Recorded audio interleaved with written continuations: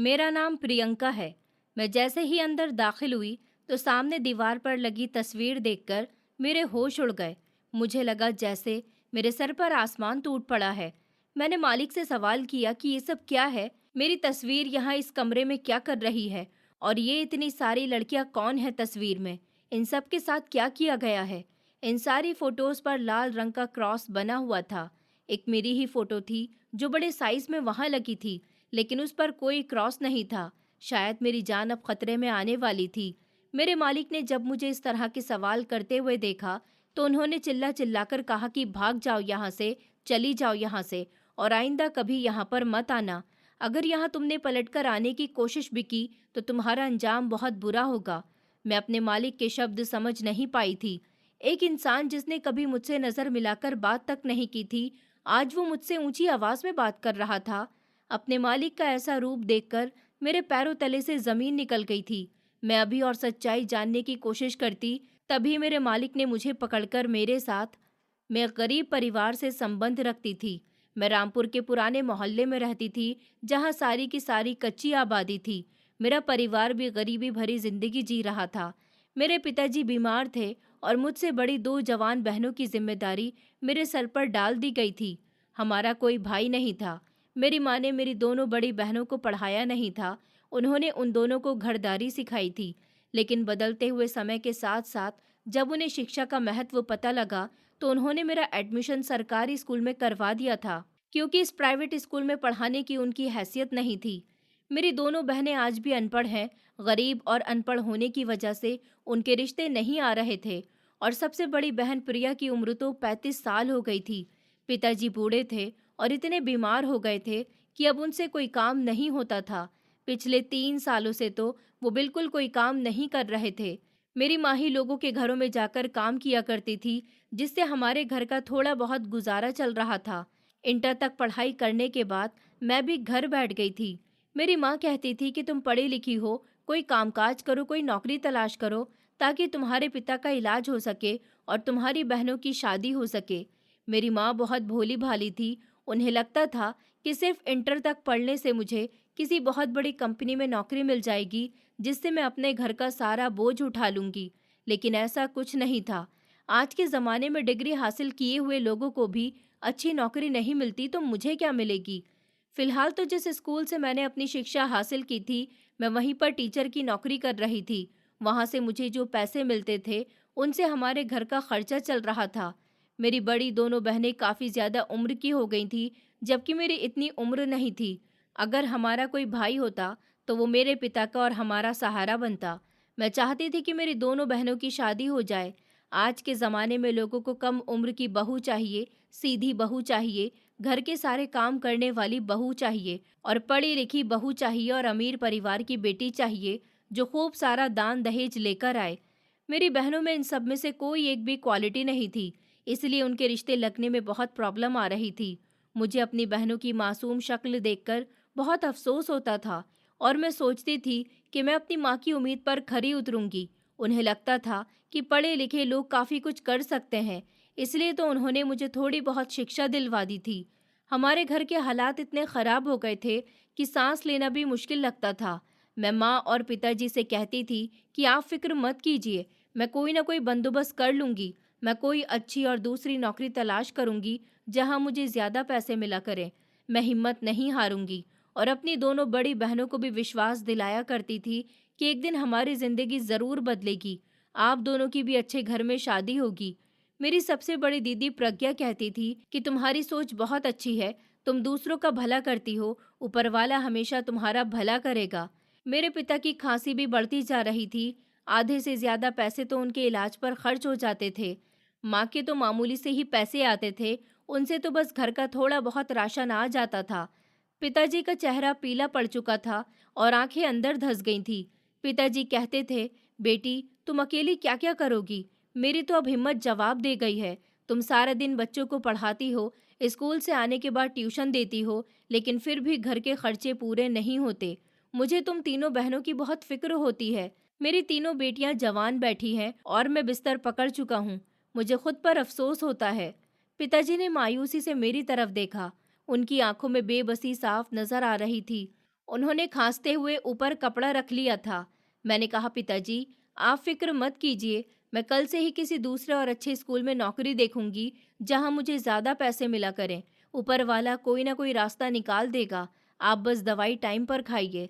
मैंने मजबूत अंदाज में कहा और उनके सिरहाने पड़ी खाली दवाई की शीशी को मुट्ठी में दबा लिया।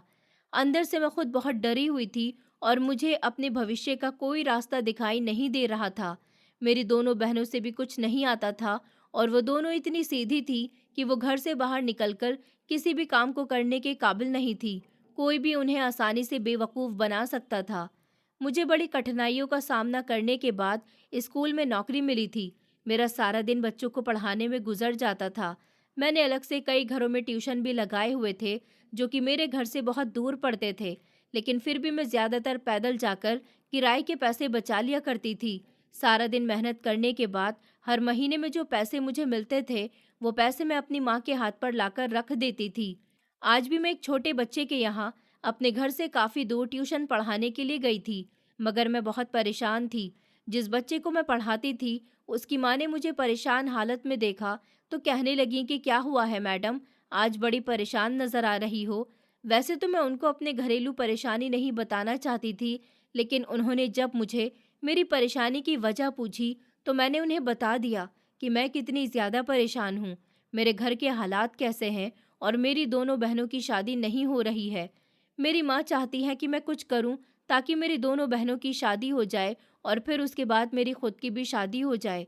मुझे किसी दूसरी नौकरी की ज़रूरत है, कोई ऐसी नौकरी जहाँ से मुझे ज़्यादा पैसे मिले। घर का खर्च होने के बाद कुछ पैसे मेरी बहनों के दहेज के लिए बच जाएं। उन्होंने कहा कि अच्छा, तो ऐसी बात है।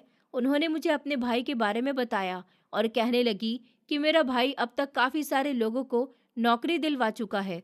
तुम चाहो तो मैं तुम्हारे लिए बात कर सकती हूँ। मैंने कहा, मैं आपकी बहुत बहुत आभारी रहूँगी। आप प्लीज़ मुझे उनका कॉन्टैक्ट नंबर या एड्रेस दे दीजिए, मैं उनसे बात कर लूँगी। अगले दिन मैं उनके दिए हुए एड्रेस पर उनके भाई के पास चली गई थी। उसका नाम रविंद्र था। उन्होंने मुझसे पूछा कि तुम कैसी नौकरी चाहती हो? मैंने कहा, कैसी भी नौकरी हो, मैं इंटर तक पढ़ी लिखी हूँ, मुझे कोई भी ऐसी नौकरी दिलवा दीजिए जो मेरी एजुकेशन के हिसाब से परफेक्ट बैठे और जहाँ मुझे ज़्यादा पैसे मिल सके। मैं ओवर टाइम करने के लिए भी तैयार हूँ, मुझे सिर्फ ज़्यादा पैसों की ज़रूरत है। उन्होंने कहा कि रामपुर में या इंडिया में तो ऐसी कोई नौकरी नहीं है। मैं अक्सर दूसरी कंट्रीज़ में भी लोगों को नौकरी करने के लिए भेज चुका हूँ और वो सभी अच्छे कारोबार से अपना भविष्य बना चुके हैं। तुम चाहो तो मेरे साथ लंदन चलो, मैं तुम्हारा वीज़ा लगवा देता हूँ, वहाँ जाकर तुम्हारी किस्मत बदल जाएगी। मैंने कहा, लेकिन मैं जवान लड़की लंदन में काम कैसे करूँगी? मेरे माता पिता मुझे कभी वहाँ नहीं भेजेंगे। उन्होंने कहा, तुम्हें अपने माता पिता को वहाँ जाने के लिए राज़ी करना होगा। तुम्हारे जैसी न जाने कितनी लड़कियाँ बाहर विदेश में गई हैं और अपना भविष्य संवार कर वापस आ गई हैं और आज यहाँ आकर ऐश कर रही हैं। देख लो, तुम्हारे पास बहुत अच्छा ऑफर है, तुम्हारी किस्मत बदल सकती है। मैंने कहा, वो बात आपकी ठीक है, लेकिन मेरे पास तो पासपोर्ट बनवाने के लिए भी पैसे नहीं हैं। वीज़े के हज़ारों रुपए कहाँ से लाऊंगी? मेरा तो रोज़ का गुजारा भी मुश्किल है। मैंने अपनी हकीकत उसके सामने रख दी थी, क्योंकि मेरे हालात किसी से ढके छुपे नहीं थे। वो थोड़ा सा मुस्कुराया, फिर कहने लगा कि तुम फिक्र मत करो, मेरा ये सालों का काम है, लोगों की नौकरी लगाना। मैं तुम्हारी मुश्किल चुटकियों में आसान कर दूंगा। मैं तुम्हारे वीज़ा और टिकट के पैसे खुद भरूंगा। तुम बस वहां जाकर पैसे कमाकर मेरे पैसे उतार देना।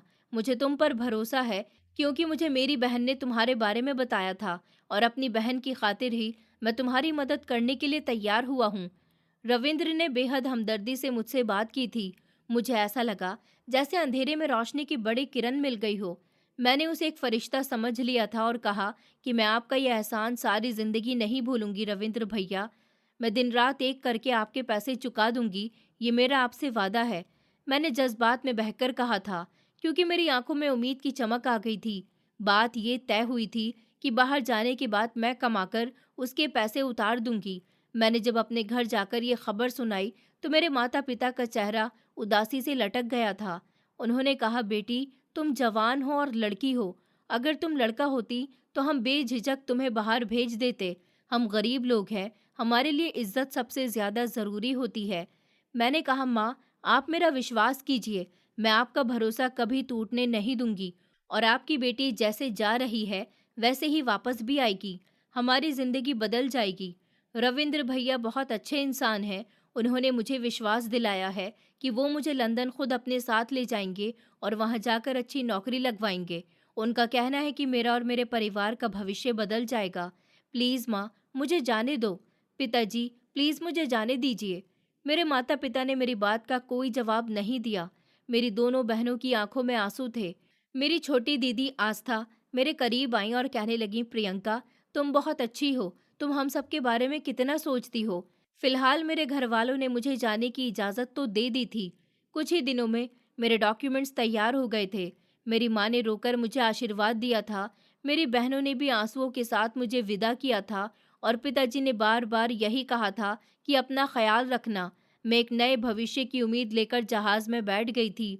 जैसे ही लंदन पहुंची तो हकीकत मेरे ख्वाबों से बिल्कुल अलग थी। यहाँ पर भी काम मिलना बहुत मुश्किल था। जो रविंद्र मुझे वहाँ लेकर गया था, वो लंदन की ज़मीन पर कदम रखते ही पूरी तरह से बदल गया था। उन्होंने मुझसे कहा कि देखो लड़की, मेरा काम था तुम्हें यहाँ तक लाना।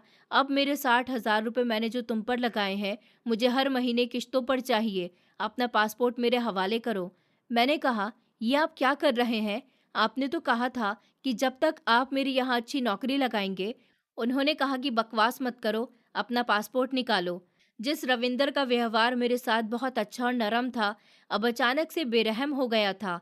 वो मुझे वार्निंग दे रहा था कि मेरे पैसे ज़रूर दे देना, वरना मैं तुम्हें यहाँ से जाने नहीं दूंगा। उसने पासपोर्ट लेने के लिए हाथ आगे बढ़ा दिया था। मेरी आंखों में आंसू आ गए थे। मैंने कहा, रविंद्र भैया, मैंने तो अभी काम करना भी शुरू नहीं किया है। मुझे थोड़ा टाइम तो दीजिए ताकि मैं नौकरी ढूंढ सकूं, और पासपोर्ट तो मेरी पहचान है। मैं अपने माथे से परेशानी से अपना पसीना साफ कर रही थी। मुझे ये बहुत डर लग रहा था।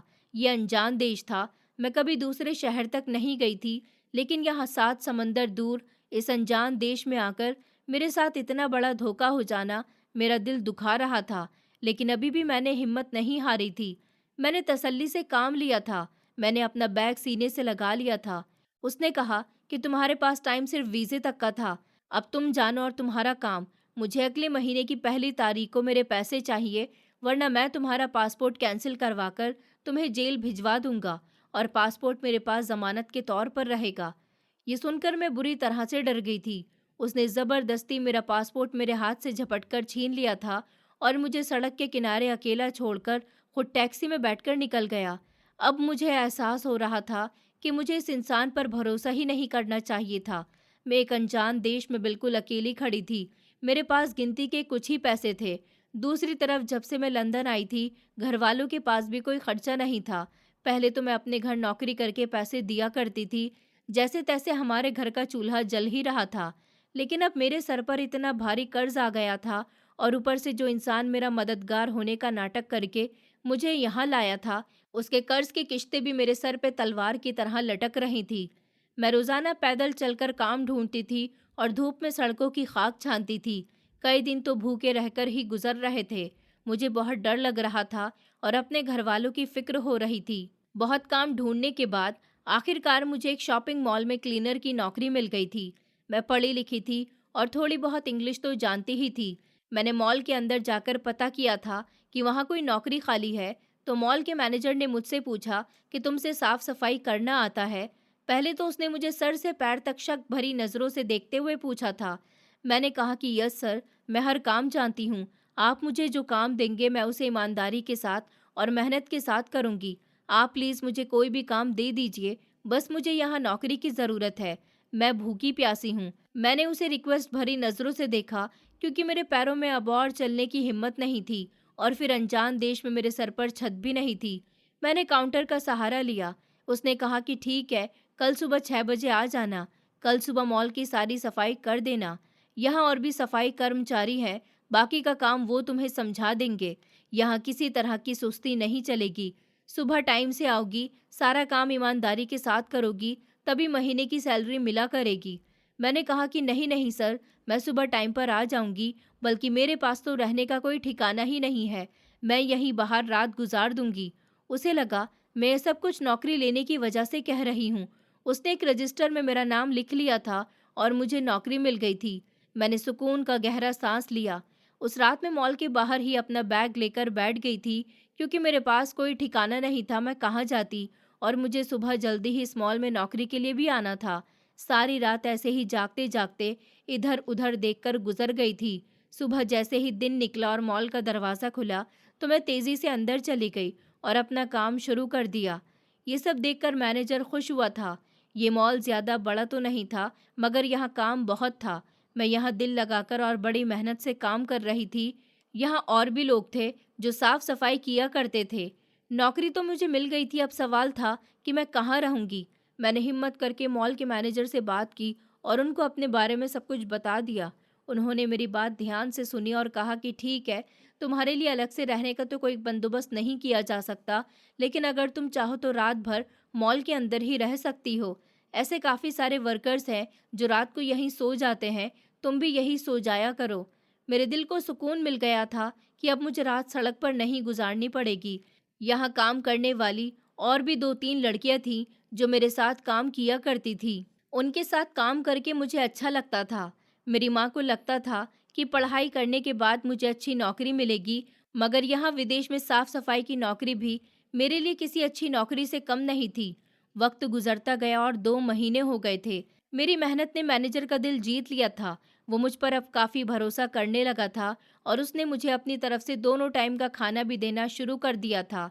अब मेरे रहने की परेशानी भी ख़त्म हो गई थी और खाने पीने की भी। बस अब मुझे काम करके अपना कर्ज उतारना था और अपने घर पैसे भेजने थे। रविंद्र का कर्ज भी मैं थोड़ा थोड़ा करके उतारने लगी थी और घर पर भी पैसे भेज रही थी। मेरी ज़िंदगी का एक रूटीन चल पड़ा था। कम से कम मेरे घर का चूल्हा तो जल रहा था। मैंने अपनी ज़रूरतों को ख़त्म कर दिया था और सिर्फ पैसे कमाने वाली मशीन बन चुकी थी। एक रात में थक हार कर जब ज़मीन पर लेटने लगी, तो माँ की कॉल आ गई। माँ की आवाज़ सुनकर मैं हर बार इमोशनल हो जाती थी। अभी भी मेरी आंखों में आंसू आ गए थे। मैंने कहा, माँ कैसी हो तुम? माँ ने कहा, बेटी मैं ठीक हूँ, तुम बताओ कैसी हो? ठीक ही होगी, वहाँ विदेश में तुम्हें अच्छी नौकरी जो मिल गई है। माँ की बात सुनकर मैंने कुछ नहीं कहा। पिताजी और बहनों के बारे में पूछा। उसके बाद माँ कहने लगी कि बेटी तुम्हें एक खुशखबरी सुनानी है। तुम्हारी दोनों बहनों का रिश्ता पक्का हो गया है और मैंने उन दोनों की सगाई भी कर दी है। लड़के वाले बहुत अच्छे हैं और शादी की जल्दी कर रहे हैं। जल्दी से तुम्हारी दोनों बहनों की शादी हो जाए तो मैं तुम्हारे दहेज का इंतज़ाम करूँगी। बेटी अभी तो सिर्फ रिश्ता लगा है, शादी में अभी समय है। मैं लड़के वालों से कह चुकी हूँ कि हम अच्छा दहेज देंगे। माँ की आवाज़ में खुशी थी, लेकिन उनकी बात सुनकर मेरे पैरों तले से ज़मीन निकल गई थी और मेरा दिल तेज़ी से धड़कने लगा था। मैंने कहा, माँ आपको इतनी भी क्या जल्दी थी? अभी तो मुझे यहाँ आए हुए सिर्फ 2 महीने ही हुए हैं। अभी तो मुझे रविंद्र का कर्जा भी उतारना है। मैं इतना बोझ कैसे उठाऊंगी? मेरे पास तो 1 रुपया भी नहीं है। मैंने दीवार के साथ टेक लगाते हुए लाचारी से कहा था और मेरा गला सूख रहा था। मैंने मुट्ठियों को जोर से बंद कर लिया था। माँ कहने लगी, बेटी मैंने यहाँ तुम्हारे बारे में बता दिया था कि हमारी बेटी लंदन में नौकरी करने के लिए गई है, तो यहाँ आसपास के लोगों को लगा कि तुम अच्छा कमाने लगी होगी, इसलिए तुम्हारी बहनों के रिश्ते आने लगे। मैंने रिश्तों को स्वीकार कर लिया, मगर लड़के वाले शादी करने के लिए बहुत जोर दे रहे हैं। अगर हमने शादी जल्दी नहीं की तो रिश्ता टूट जाएगा।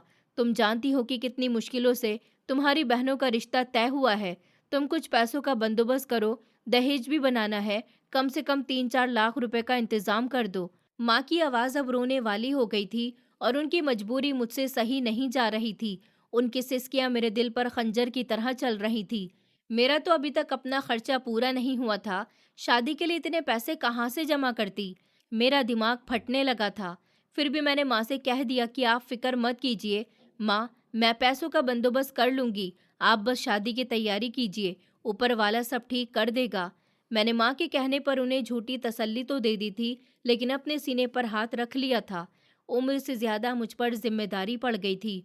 आज मुझे एहसास हो रहा था कि अगर मेरा कोई भाई होता या मेरा पिता सलामत होता तो शायद मुझ पर इतनी जिम्मेदारी न होती। उस रात में एक पल के लिए भी नहीं सो सकी थी। मैंने बड़ी मुश्किल से बर्दाश्त किया था।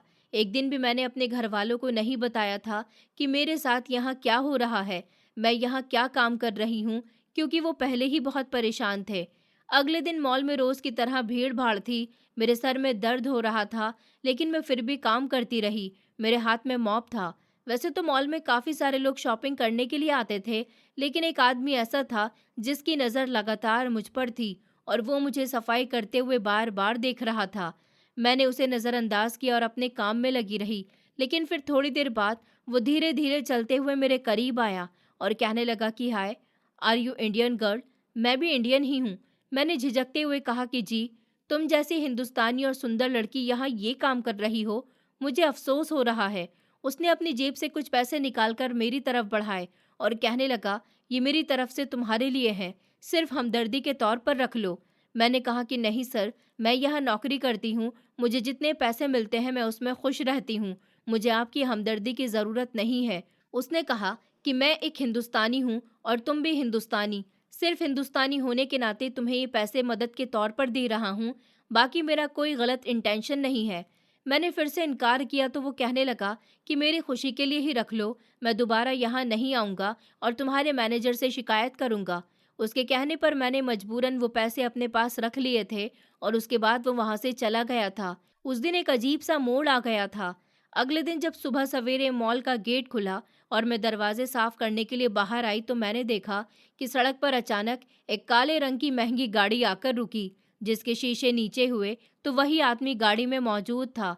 तुम वही हो ना जिससे कल मेरी बात इस मॉल के अंदर हुई थी? मैं यहाँ नहीं आया हूँ, यहाँ से गुजर रहा था तो तुम मुझे दिखाई दे गई। सोचा तुमसे बात करता चलूं। मेरी बात सुनो, इधर आओ। मैं उसकी गाड़ी के पास गई। उसने अपनी गाड़ी का इंजन बंद कर दिया था। मैंने कहा कि जी सर, आपको कोई काम है क्या? उसने सर हाँ में हिलाया और सावधान अंदाज में गाड़ी से बाहर निकलकर खड़ा हो गया। दिमाग में खतरे की घंटी बजी। उसने मुझसे कहा कि मैं तुम्हें अपने घर पर नौकरी देना चाहता हूँ। जो काम तुम यहाँ करती हो, वही काम मेरे घर पर करना। साफ सफाई करना। तुमसे खाना बनाना आता है? मैंने कहा कि जी, आता है। उसने कहा तो ठीक है, किचन भी तुम्हें ही संभालना है। वैसे तो मेरे घर में काफ़ी सारे नौकर हैं, लेकिन तुम हिंदुस्तानी हो, इसलिए मुझे अच्छा नहीं लग रहा कि तुम इस मॉल में परेशान हो रही हो। मैं तुम्हें इस मॉल से भी अच्छी सैलरी दूंगा। मैं खामोशी के साथ उसे देखती रह गई। उसकी बात हजम करना मेरे लिए मुश्किल था। मैं फिर बिना कोई जवाब दिए वहां से तेजी से अंदर चली गई। मैंने ना उसे हाँ में जवाब दिया था और ना ही ना में। वो मुझे आवाज़ दे रहा था, लेकिन मैंने उसे नज़रअंदाज कर दिया क्योंकि मैं नहीं चाहती थी कि जो परमानेंट नौकरी मुझे मिली हुई है, वो भी मेरे हाथ से चली जाए। मुझे डर था कि पता नहीं ये आदमी मुझसे कैसा काम करवाना चाहता है और अकेले आदमी के घर का काम करना मुझे थोड़ा अजीब और ख़तरनाक महसूस हो रहा था। लंदन जैसे देश में एक गरीब और परदेसी जवान लड़की का किसी भी मुसीबत में फंस जाना बहुत आसान था। उस दिन तो मैंने उसे कोई जवाब नहीं दिया था, लेकिन फिर हर रोज़ ऐसा ही होता था कि वो कभी मॉल के अंदर आ जाता, तो कभी मॉल के बाहर मुझसे टकरा जाता था और बार-बार एक ही बात कहता था कि देखो प्रियंका, अगर तुम मेरे पास काम करोगी, मेरे घर का खाना बनाओगी, साफ-सफाई करोगी, तो मैं तुम्हें 2 साल का एडवांस डबल सैलरी दूँगा और रहने के लिए भी तुम्हें फ्री में क्वार्टर दिया जाएगा। मेरे घर में तुम ही नहीं, बाकी कई ऐसी हिंदुस्तानी लड़कियाँ नौकरी पर लगी हुई हैं। कई दिन ऐसे ही गुज़र गए थे, लेकिन एक दिन उसने मुझे एक ऐसा ऑफ़र दिया, जिसने मेरे दिमाग की हर रग को हिलाकर रख दिया था। उसने नोटों की एक गड्डी मेरी तरफ की। मैंने कहा, मुझे आपकी नौकरी नहीं चाहिए सर, मैं अपनी इस नौकरी में ही बहुत खुश हूँ। प्लीज़ मुझे तंग मत कीजिए। मैंने सख्त और दो टूक अंदाज में उसे जवाब दिया था और अपनी नज़रें चुरा ली थी। मैंने उसके हाथ में मौजूद पैसों की तरफ देखने से परहेज़ किया। उसने कहा कि मैं तुम्हें तंग नहीं कर रहा, मैं तुम्हारी मजबूरी समझता हूँ।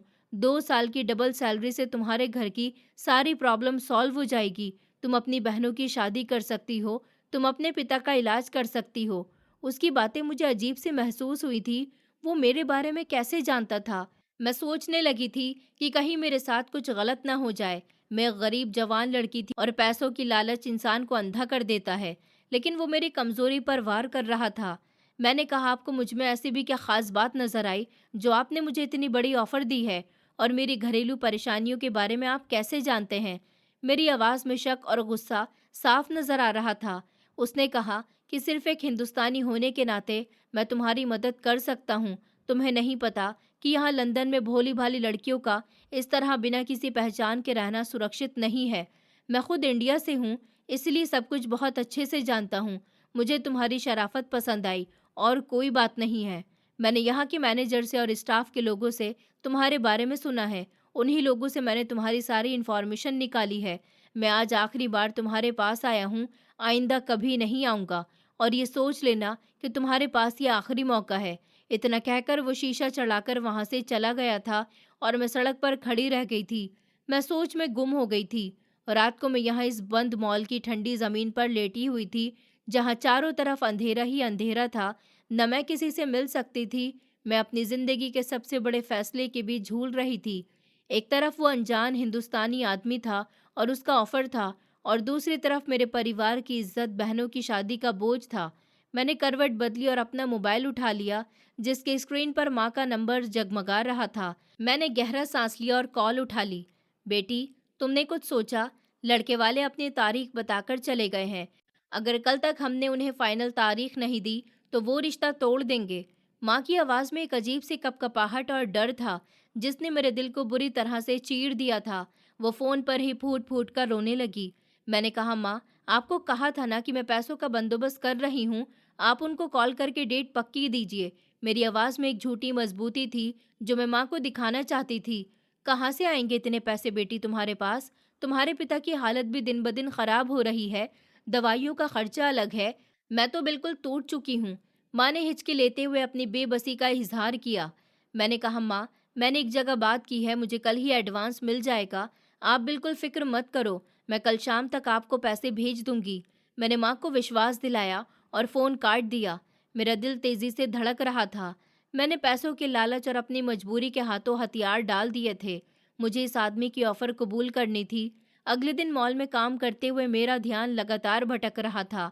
मैं बार बार मॉल से बाहर जाकर उस आदमी को तलाश कर रही थी। कुछ ही देर में वो अपनी काली गाड़ी लेकर वहां से गुजर रहा था। मैंने उसे रोक लिया। उसने गाड़ी के शीशे नीचे किए तो मैंने कहा, मैं आपकी ऑफ़र एक्सेप्ट करने के लिए तैयार हूँ। मुझे आपकी सारी शर्तें मंजूर है। मैंने बिना बात को मोड़ दिए डायरेक्ट बात की। उसने कहा कि मुझे पता था कि तुम मान जाओगी। तुम एक समझदार लड़की हो और अक्लमंद इंसान कभी इतना अच्छा मौका हाथ से नहीं जाने देते। गाड़ी में बैठे आदमी के चेहरे पर जीत भरी मुस्कुराहट आ गई थी। उसने पीछे का दरवाज़ा खोलकर इशारा किया कि इसमें बैठ जाओ। उसकी आवाज़ में एक अजीब सा सुकून था। मैंने कहा, पहले मुझे बताइए कि मुझे क्या करना होगा? मेरी सैलरी का क्या तरीका होगा? क्योंकि मेरा दिल अभी भी आंदेशों का शिकार था और मैं किसी भी खतरे से बचना चाहती थी। उसने कहा, तुम्हें डरने की ज़रूरत नहीं है। ये लो तुम्हारी 2 साल की एडवांस डबल सैलरी, और कल सुबह अपना सामान लेकर इस एड्रेस पर आ जाना। उसने एक भारी लिफाफा मेरी तरफ बढ़ाया और साथ ही एक कार्ड भी दिया, जिस पर एक एड्रेस लिखा हुआ था। मैंने कांपते हुए हाथों से वो लिफाफा ले लिया था। ये इतने पाउंड हैं जो मैंने अपनी पूरी जिंदगी में एक साथ नहीं देखे थे। मैंने कहा, मैं कल सुबह 6 बजे तक आपके घर पहुंच जाऊंगी सर। मैंने ये पैसे अपने पास रख लिए थे। मेरी आंखों में अजीब सी चमक थी। इन पैसों ने मेरे सारे डर खत्म कर दिए थे। उस रात मैंने मनी एक्सचेंज किया और सारी रकम इंडिया अपनी माँ के अकाउंट पर ट्रांसफ़र कर दी थी। पैसे भेजते ही मुझे लगा कि जैसे मेरे कंधों से बहुत बड़ा पहाड़ हट गया है। मैंने माँ को फ़ोन करके खुशखबरी सुनाई तो वो खुशी से रोने लगी और मुझे ढेरों आशीर्वाद देने लगी। अगली सुबह मैंने अपना सामान लिया और मैनेजर के पास पहुँच गई। सर, मैं आज से यहाँ काम नहीं कर सकती। प्लीज़ मेरा हिसाब कर दीजिए। मैं ये नौकरी छोड़ रही हूँ। मैंने मैनेजर की टेबल के सामने खड़े होकर दो टूक अंदाज में कहा। उन्होंने कहा, प्रियंका, तुम्हें क्या हो गया है? तुम्हें तो यहाँ पर हर सुविधा दी जा रही थी, तो फिर तुम अचानक नौकरी कैसे छोड़ सकती हो? यहाँ से तुम्हें अब 1 रुपया भी नहीं मिलेगा, निकल जाओ। उसका चेहरा लाल हो गया था। उसने टेबल पर जोर से हाथ मारा। मैंने कहा, आप मेरे पिछले पैसों को अपने ही पास रख लीजिए। मुझे उनकी ज़रूरत नहीं है। मैं जा रही हूँ। मैं वहाँ से बाहर निकल आई थी। आज मैं किसी की धमकी से डरने वाली नहीं थी, क्योंकि मेरी जेब भारी थी और भविष्य सलामत लग रहा था। मैंने टैक्सी ली और इस कार्ड पर लिखे हुए पते पर पहुंच गई थी। वो लंदन के सुकून भरे इलाके का एक शानदार विला था। मैंने हिचकिचाते हुए दरवाजे की घंटी बजाई। कुछ देर के बाद एक नौकर ने दरवाज़ा खोला और मुझे अंदर ले गया। ये रहा तुम्हारा क्वार्टर। आज से तुम यहीं पर रहोगी। यहाँ तुम्हें सिर्फ रात का खाना बनाना है, वो भी इंडियन फूड। बाकी तुम आज़ाद हो। उस आदमी ने विला के पीछे शानदार क्वार्टर का दरवाज़ा खोलते हुए मुझसे कहा। मैंने कहा कि ठीक है सर, मैं समझ गई। मैं शाम को किचन में पहुंच जाऊंगी और आपको शिकायत का कोई मौका नहीं दूंगी। मैंने क्वार्टर की सफाई की। यहाँ पर मैं फ्री में रह सकती थी। शाम के समय में विला के किचन में दाखिल हुई। इतना बड़ा किचन देखकर मैं हैरान रह गई थी। मुझे समझ ही नहीं आ रहा था कि कौन सी चीज़ कहाँ रखी हुई है। मैंने जल्दी से सारा सामान निकाला और खाना बनाना शुरू कर दिया। खाना डाइनिंग टेबल पर लगाने के बाद मैं अपने क्वार्टर में वापस आ गई थी। मुझे सख्ती से कहा गया था कि मुझे सर के कमरे में जाने की इजाज़त नहीं है और ना ही बेवजह विला के अंदर घूम सकती हूँ। अगली सुबह के समय मैं पानी पीने के लिए क्वार्टर से बाहर निकली तो मेरी नज़र लाउंज की खिड़की पर पड़ी। वो आदमी इंडियन कल्चर के मुताबिक प्रेयर कर रहा था। मुझे यहाँ आकर पता चला था कि उसका नाम आकाश मल्होत्रा है। वो ना जाने क्यों बुरी तरह से रो रहा था। उसकी सिसकियां मुझे बाहर तक सुनाई दे रही थी। मैं वहीं खड़ी रही और सोचने लगी कि ये आदमी कितना संस्कारी है। मैंने उसके अंदर एक चीज़ नोटिस की थी, वो ये थी कि वो हमेशा मेरे साथ नरमी और इज्जत से बात किया करता था। उसने कभी मुझे नज़र भरकर देखा तक नहीं था। मुझे बहुत हैरानी हुई थी कि इतने बड़े घर में अकेला रहने वाला आदमी इतना ज़्यादा संस्कारी हो सकता है। मैंने खामोशी से पानी पिया और वापस अपने कमरे में आ गई। सुबह 8 बजे मैं किचन में गई ताकि सर के लिए नाश्ता तैयार कर सकूं, लेकिन वहां तो नौकरानी नाश्ता बना रही थी।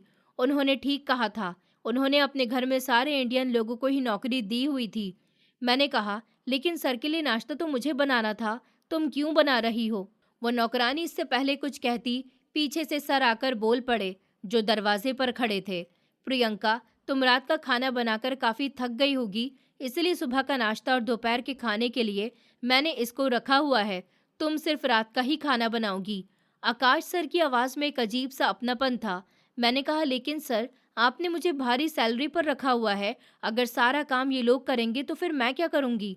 मैंने उलझन और शर्मिंदगी का शिकार होते हुए कहा था कि मुझे मुफ्त की रोटियां तोड़ना बिल्कुल भी पसंद नहीं है और इनका व्यवहार मेरी समझ से बाहर था। उन्होंने कहा कि मैंने तुम्हें यहाँ रात के खाने के लिए रखा है। तुमने रात जो खाना बनाया था वो बहुत ही डिलीशियस था। मुझे वो पसंद आया। बस तुम अपना काम करो, बाकी किसी से बहस मत किया करो। उन्होंने सख्ती से बात खत्म की और किचन से वापस चले गए थे। मैं उनको जाता हुआ देखती रही। दिन गुजरते रहे। मेरी जिंदगी एक सुकून भरे रूटीन में ढल चुकी थी। मैं सिर्फ रात को कुकिंग करती थी, दिन में थोड़ी बहुत डस्टिंग कर लिया करती थी और खाना डाइनिंग टेबल पर लगा देती थी, फिर खुद अपने क्वार्टर में चली जाती थी। एक शाम में किचन में सब्जियां काट रही थी कि सर अंदर दाखिल हुए। उनके हाथ में शॉपिंग बैग्स थे। ये तुम्हारे लिए है प्रियंका, इन्हें पहनकर देख लेना। अगर साइज की प्रॉब्लम हो तो मैं चेंज करवा दूंगा। उन्होंने बैग्स काउंटर पर रखे और मेरी तरफ देखते हुए कहा। उनकी आंखों में एक अजीब सी इज्जत थी। सर, ये क्या है? मुझे इन कपड़ों की कोई ज़रूरत नहीं है। मेरे पास पहनने के लिए बहुत कुछ है। आप मुझ पर इतना खर्च क्यों कर रहे हैं? मैंने हैरानी और हिचकिचाहट से इन महंगे ब्रांडेड कपड़ों को देखा और साफ इनकार कर दिया। मुझे उसकी ये मेहरबानियाँ अजीब लगती थी। उन्होंने कहा, तुम मेरे घर की मेंबर हो। मैं अपने घर के सभी लोगों का इसी तरह से ख्याल रखता हूँ। ये कपड़े तुम्हें पहनने होंगे। मैं कोई इनकार नहीं सुनूंगा। उसने हुक्म दिया और वहां से चला गया। मैं बैग्स खोलकर इन कीमती कपड़ों को देखती रह गई। अब तो दिन ब दिन उसकी मेहरबानियां बढ़ती जा रही थी। वो जब कभी बाजार जाता, मेरे लिए ढेर सारे कपड़े और इस्तेमाल करने की चीजें लेकर आता था। घर का कोई काम मुझे नहीं करने देता था, बल्कि बाकी नौकरों से काम करवाया करता था। अगर मैं कभी उसके सामने घर की डस्टिंग करने लग जाती थी, तो वो मेरे हाथ से झाड़ू छीन लेते और कहते कि तुम इतना ज्यादा काम करने के लिए यहाँ पर नहीं आई हो, तुम बस आराम से बैठो और शाम के मेन्यू के बारे में सोचो। मैं शर्मिंदा होकर अपने क्वार्टर में आ जाती थी। मैं खुश थी कि जिंदगी अच्छे से चलने लगी थी, लेकिन उसकी मेहरबानियाँ, उसका मीठापन और उसका इस तरह यूं हर समय मेरी फिक्र करना, ये सब मुझे अच्छा लगने लगा था। शुरू में जो मुझे उससे डर लगता था, वो अब पूरी तरह से खत्म हो चुका था। वो एक शरीफ और इज्जतदार आदमी था, जिसकी जिंदगी सिर्फ संस्कारों और ऊपर वाले की लीला में गुजर रही थी। एक दोपहर लाउंज के दरवाजे पर खड़े होकर मैंने इज्जत से पूछा कि सर, आज शाम के खाने में आप क्या खाना पसंद करेंगे? मैंने सोचा आज आपके लिए इंडियन फूड में कुछ इंटरेस्टिंग सा बना लूं। वो सोफे पर बैठे हुए लैपटॉप पर अपना कुछ काम कर रहे थे। उन्होंने कहा कि जो तुम्हारा दिल करे वो बना लो प्रियंका। तुम्हारे हाथ का बना हुआ हर खाना मुझे पसंद आता है। तुम बहुत ही मेहनत करती हो। उसने लैपटॉप से बिना नज़र हटाए जवाब दिया था और उसके अंदाज की नमी ने मेरे दिल में एक अजीब सी हलचल मचा दी थी। मैंने कहा कि आप मुझ पर बहुत मेहरबान हैं सर। मैंने कभी सोचा भी नहीं था कि इस अनजान देश में मुझे कोई ऐसा घर, ऐसा सुकून मिलेगा। मैंने उसको थैंक यू बोला। मेरी आवाज़ थोड़ी सी भारी हो गई थी। उन्होंने कहा कि इंसान को हमेशा अच्छे की उम्मीद रखनी चाहिए। प्रियंका, तुम एक सच्ची और समझदार इंसान हो और तुम इसी सुलूक की हकदार हो जाओ अपना काम करो, उसने मुस्कुराते हुए कहा। मैं किचन में आ गई थी लेकिन मेरा दिमाग लगातार उसी के बारे में सोच रहा था। मुझे ऐसा महसूस होने लगा था जैसे मुझे उससे मोहब्बत हो चुकी है। वो सिर्फ 30 साल की उम्र का ही तो था और मैं 21 साल की थी। मैं अक्सर रात को अपने क्वार्टर की खिड़की से उसके कमरे की रोशनी को देखती रहती थी। वो आधी रात तक जागता रहता था और हाथ जोड़कर ऊपर वाले से प्रार्थना करने में बिजी रहता था। मैं उसके करीब जाना चाहती थी और उसके बारे में सब कुछ जानना चाहती थी, लेकिन मेरी कभी इतनी हिम्मत ही नहीं होती थी कि उसके कमरे में जाऊं या उसके उसूलों को तोड़ूं। वो दुनिया से बिल्कुल अलग था और उसको ऊपर वाले के करीब रहना बहुत पसंद था। वो घर में नौकरों से ज्यादा बात नहीं करता था, सिवाय मेरे। भले ही हर किसी के साथ हमदर्दी से पेश आता था। प्रियंका, जरा बाहर आओ, ये सामान तो अंदर रखो, मैंने किचन के लिए राशन मंगवाया है। एक दिन वो गेट पर खड़ा हुआ मुझे आवाज दे रहा था। डिलीवरी वाला सामान रख चुका था। जी सर, मैं अभी आती हूँ। उसने मामूली सा सामान मुझे दिया और भारी सामान खुद लेकर अंदर आने लगा। शायद उसे मेरी थोड़ी सी भी तकलीफ गवारा नहीं थी। मेरी नजरें बार बार उसकी तरफ उठ रही थी। इस विला की खामोशी, उसका मुझ पर मेहरबान होना, उसके संस्कार, मेरी बढ़ती हुई दिलचस्पी, सब मिलकर एक अजीब सा शहर बन रहे थे। विला में मेरी जिंदगी खुशी भरे रूटीन के मुताबिक चल रही थी। मैं रोज अपने हिस्से के काम पूरी ईमानदारी से करती थी। मेरे दिल में आकाश सर के लिए इज्जत और मोहब्बत के जज्बात गहरे होते जा रहे थे। वो मेरे हर काम की तारीफ करते थे और मुझे कभी उन्होंने नौकर होने का एहसास ही नहीं होने दिया था। उनका व्यवहार इतना ज्यादा शराफत से भरा हुआ था कि मैं अक्सर हैरानी में डूब जाती थी। उन्होंने कहा, प्रियंका, किचन में राशन कम हुआ करे तो तुम नौकर को बता दिया करो, वो ले आया करेगा। और कुछ पैसे मेरी तरफ बढ़ाकर कहने लगी, ये पैसे रख लो, मेरे पीछे तुम्हें जिस चीज़ की भी ज़रूरत हो वो भी मंगा लेना। उनकी आवाज़ में हमेशा की तरह एक ठहराव था। मैंने कहा कि सर, मेरे पास पैसे हैं, आपने मुझे पहले ही काफ़ी सैलरी दी हुई है, मैं उसी में ले आऊँगी, आप तकलीफ़ मत कीजिए। मैंने पैसे लेने से साफ इनकार कर दिया था और इज्जत से हाथ पीछे कर लिए थे। मुझे उनके पैसों पर हाथ साफ करना बिल्कुल भी पसंद नहीं था। उन्होंने कहा कि तुम्हें जो कहा गया है वो करो। प्रियंका, तुम्हारी सैलरी तुम्हारे घर वालों के लिए है, घर का खर्च मैं खुद उठाऊंगा, बहस मत किया करो। उन्होंने ज़बरदस्ती पैसे मेरे हाथ में थमा दिए थे और सख्ती से मुझे बाजार जाने का हुक्म दिया। उनके हुक्म भरे अंदाज के सामने मेरी एक नहीं चली और मैं बाजार अपनी पसंद का सामान लेने के लिए चली गई थी। मैं जैसे ही शाम का खाना बनाने के लिए किचन में आई तो वो भी वहां पर आ गए थे। वो हमेशा की तरह अपनी शराफत भरे अंदाज में थे। उनकी नज़रें झुकी हुई होती थी। मैंने भी जल्दी से नज़र झुका ली थी।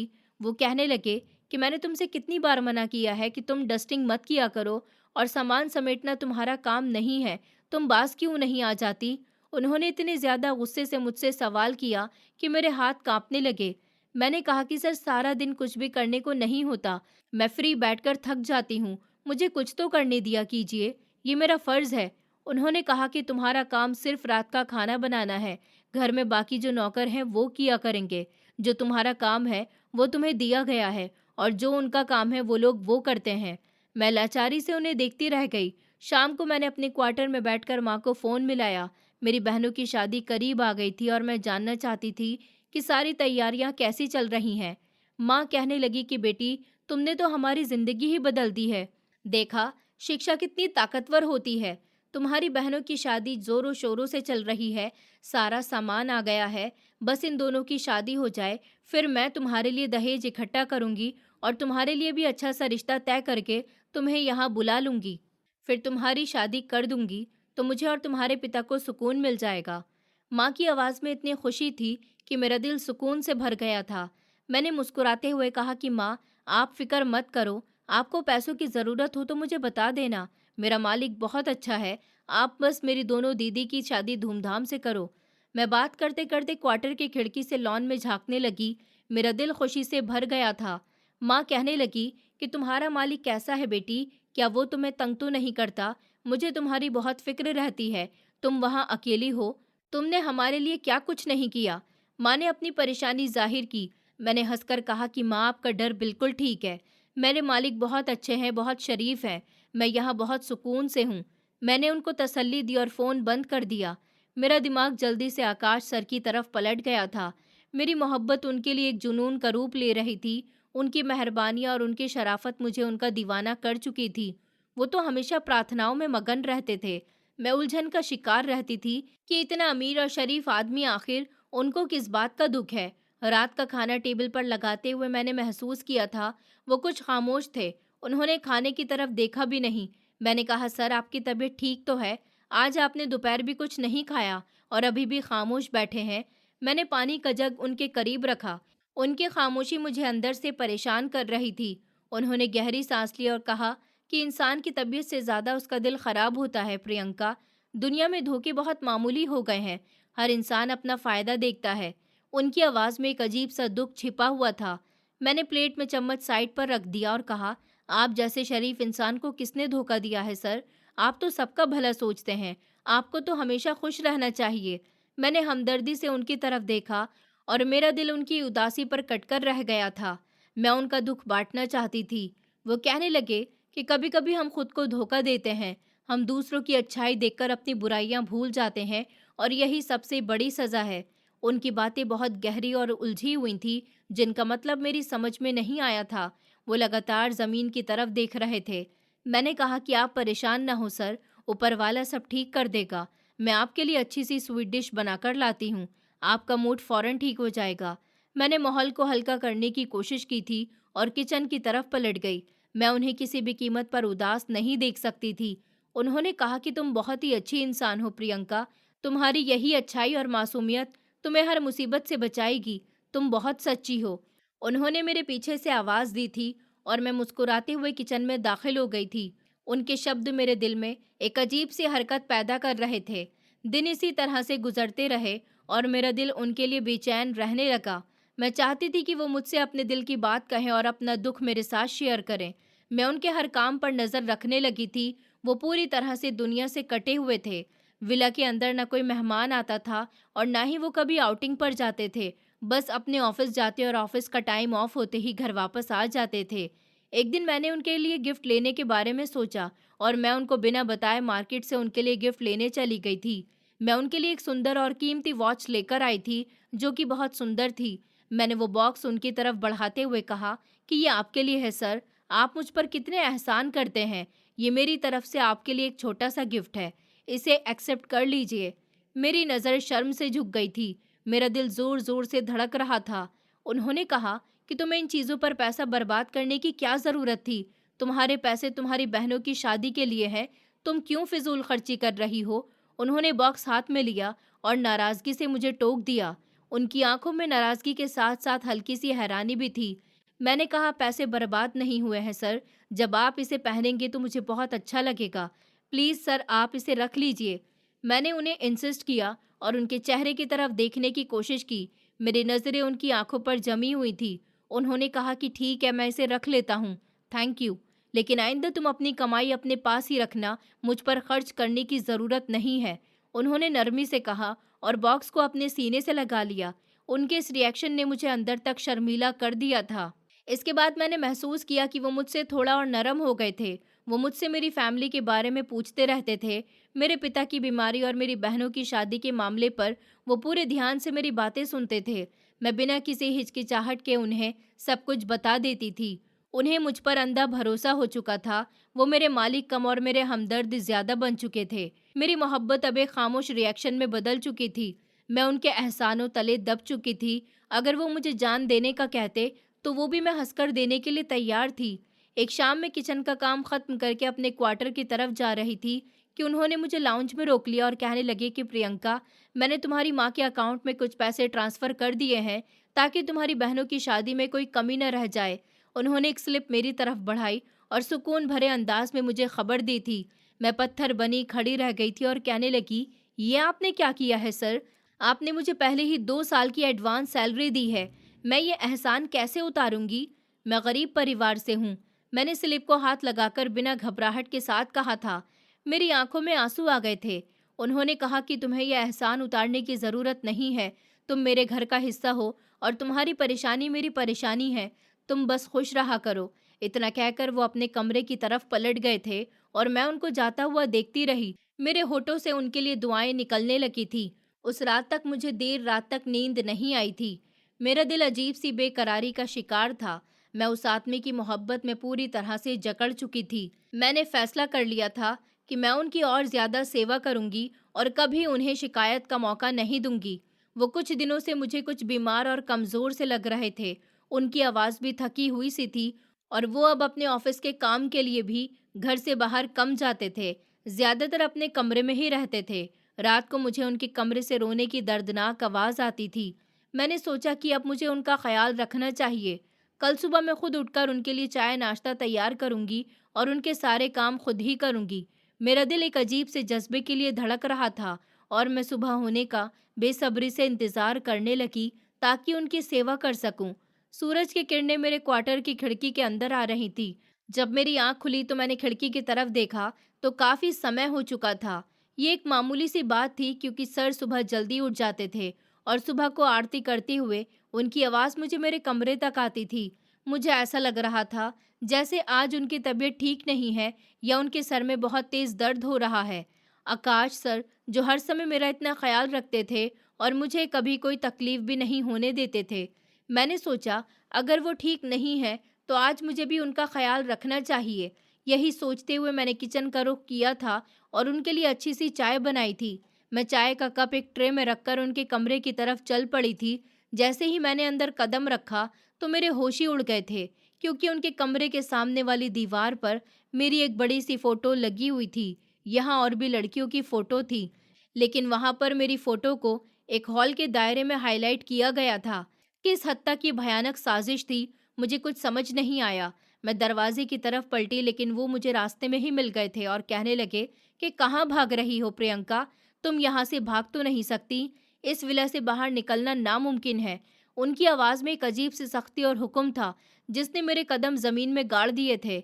मैंने कहा, मेरी फ़ोटो आपके कमरे में कैसे आई और उसे हाईलाइट क्यों किया गया था? मुझे जवाब दीजिए। मैं बहुत परेशान हो गई और डर से मेरे हाथ काँपने लगे।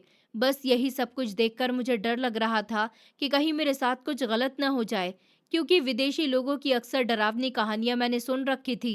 उन्होंने कहा, यहाँ से निकल जाओ प्रियंका, वरना तुम जिंदा नहीं बचोगी। उसने अचानक अपना अंदाज बदल लिया और उनकी आंखों में एक डर पैदा हो गया, जैसे वो किसी और से डर रहे हों। मैंने कहा, लेकिन मेरी फोटो यहाँ इस कमरे में क्या कर रही है और इन बाकी लड़कियों का क्या अंजाम हुआ है जिनकी फोटो दीवार पर है? मैंने दीवार पर लगी अपनी फोटो को देखते हुए पूछा, जिस पर लाल रंग का निशान लगा हुआ था और मेरा दिल सीने से बाहर आने को था। उन्होंने कहा कि बहुत सी फोटो हैं, बहुत से लोगों के साथ मैंने गलत किया है और अब तुम्हारी बारी थी। आकाश सर मेरे साथ इसी कमरे में आ गए और उन्होंने दरवाज़ा बंद करके एक बेहद भयानक हकीकत से पर्दा उठाया। मैंने कहा, आपका मतलब क्या है? मैं तो आपको एक शरीफ और संस्कारी आदमी समझती थी, पर आप मेरे साथ क्या करने वाले थे? मैं हक्का बक्का रह गई थी और मेरा दिमाग सुन्न होने लगा था। मुझे अपने कानों पर यकीन ही नहीं आ रहा था। उन्होंने कहा, तुम पिछले कई हफ्तों से मेरा टारगेट थी। तुम यहाँ इत्तेफाक से नहीं आई, तुम्हें पूरी प्लानिंग के साथ यहाँ बुलाया गया है। वो सब कुछ मुझे सच बता रहे थे और उनकी आंखों में शर्मिंदगी के आंसू तैरने लगे। मैंने कहा कि आप मुझे किस जाल में फंसाना चाहते थे? आपका क्या मकसद था और ये कैसा गैंग है? मैंने दीवार के साथ टेक लगाते हुए पूछा, क्योंकि मेरी टांगों में खड़े रहने की हिम्मत नहीं थी। उन्होंने कहा, मैं लड़कियों को सप्लाई करने वाले गैंग का एक हिस्सा हूँ जो दूसरे देशों की मासूम लड़कियों को नौकरी का झांसा देते हैं। उन्होंने रोते हुए अपनी सच्चाई बताई थी और जमीन की तरफ देखने लगे। उनके कंधे झुक चुके थे। मैंने कहा, आप इतने बेरहम कैसे हो सकते हैं? मैंने आप पर बहुत ज़्यादा भरोसा किया था। आपने मेरे जज्बात से खेला है। मेरी आंखों से आंसू निकलने लगे और मेरा दिल बुरी तरह से टूट गया। मुझे अपनी बहनों और बीमार पिता का ख्याल सताने लगा। उन्होंने कहा कि मैं मानता हूँ कि मैं बहुत बुरा इंसान हूँ प्रियंका। मैंने पैसों के लिए बहुत सी गरीब लड़कियों का सौदा किया है। उन्होंने अपने चेहरे को हाथों में छुपा लिया था और उनकी हिचकियाँ बंध गईं। मैंने कहा, आपको मेरा ख्याल नहीं आया कि मेरे पीछे मेरे बीमार माता पिता और बहनें हैं। मेरा पूरा परिवार मेरा इंतज़ार करता है। मैंने गुस्से और दुख से भरी हुई आवाज़ में उनसे सवाल किया था। उन्होंने कहा कि तुम ठीक कह रही हो। तुम्हारी अच्छी आदत और तुम्हारी नरमी को देखकर मुझे महसूस हुआ कि मैं पहले भी बहुत सी लड़कियों को धोखा दे चुका हूँ। उन्होंने अपने आंसू साफ किए और मुझे एक शर्मिंदगी भरी नज़र से देखा। मैंने कहा, तो फिर आप अब मेरे साथ क्या करने वाले हैं? क्या मुझे भी आप मार देंगे या आगे बेच देंगे?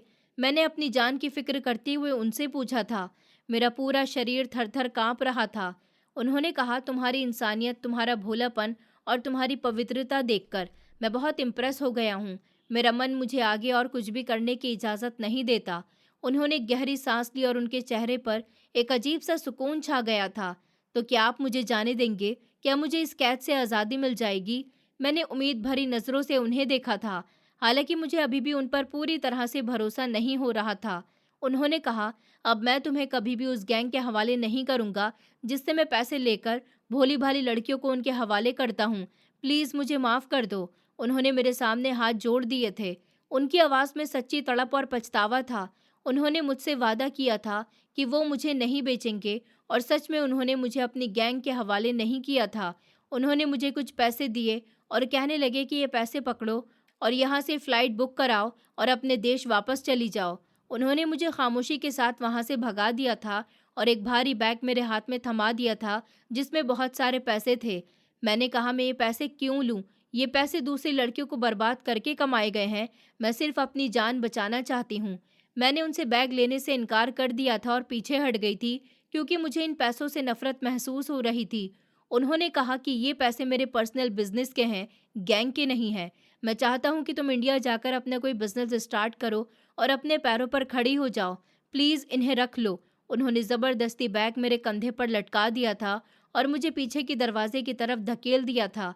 मैंने कहा, लेकिन अब आपका क्या होगा? गैंग के लोग आपको जिंदा नहीं छोड़ेंगे। पता चलेगा कि आपने मुझे भगा दिया। मैंने चलते चलते रुककर परेशानी से उनसे पूछा था क्योंकि मुझे अभी भी उनकी जान की फिक्र सता रही थी। उन्होंने कहा कि तुम मेरी फिक्र मत करो, बस तुम खामोशी के साथ यहाँ से भाग जाओ। मैं अपना अंजाम खुद भुगत लूंगा। उन्होंने मुझे दरवाजे से बाहर निकाला और मेरी आंखों में देखकर आखिरी बार एक दुख भरी मुस्कुराहट के साथ मुझे अलविदा किया। मैं वहां से निकली और सीधा एयरपोर्ट पहुंचकर पहली फ्लाइट से इंडिया आ गई। मैंने वो पैसे अपने परिवार पर लगाए और एक छोटा सा रेस्टोरेंट खोल लिया था। मेरी बहनों की शादी भी अच्छे तरीके से हो गई थी और मेरे पिता का इलाज भी शुरू हो गया था। लेकिन मुझे दिन रात आकाश सर की बहुत फिक्र सताती थी। मुझे उनकी याद आती थी और उनका एहसान मुझे सोने नहीं देता था। एक दिन मैंने हिम्मत करके लंदन के उसी नंबर पर उन्हें फ़ोन किया। हेलो, कौन बात कर रहा है? मुझे आकाश सर से ज़रूरी बात करनी है। वो कैसे हैं? मैंने बेचैनी से पूछा जब फ़ोन की घंटी बजने के बाद किसी ने कॉल उठाई थी।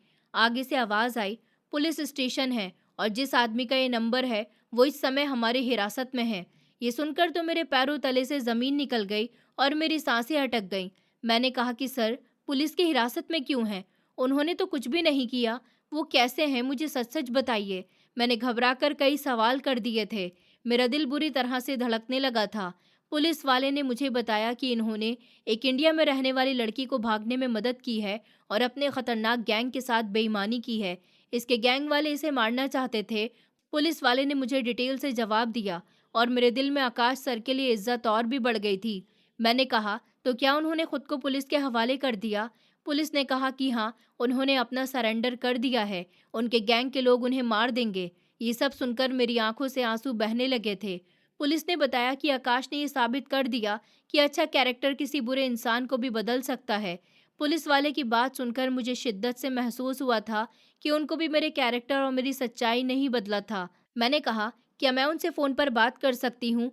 मैं उन्हें छुड़वाना चाहती हूँ। मेरे पास पैसे हैं। मैंने तड़प कर कहा और मेरा दिल चाहा कि मैं आज ही उड़कर लंदन पहुँच जाऊँ और उनके सारे एहसानों का बदला चुकाऊँ प्लीज़। इंस्पेक्टर ने कहा कि उन्होंने सख्ती से मना कर दिया है और कहा है कि तुम कभी भी यहाँ मत आना और अगर तुम यहाँ आई तो तुम्हारी जान को फिर से खतरा हो सकता है। गैंग के लोग अभी पूरी तरह से पकड़े नहीं गए। हम लोग उनको पकड़ रहे हैं और जल्द ही पूरी गैंग सलाखों के पीछे होगी। पुलिस वाले ने मुझे सर का आखिरी मैसेज पहुंचा दिया था जिसने मेरे कदम वहीं पर रोक दिए थे। मैं यहाँ आराम से कैसे जिंदा हूँ जब वो मेरी वजह से जेल की काल कोठरी में है। मैंने बेबसी से रोते हुए अपने आप से कहा था।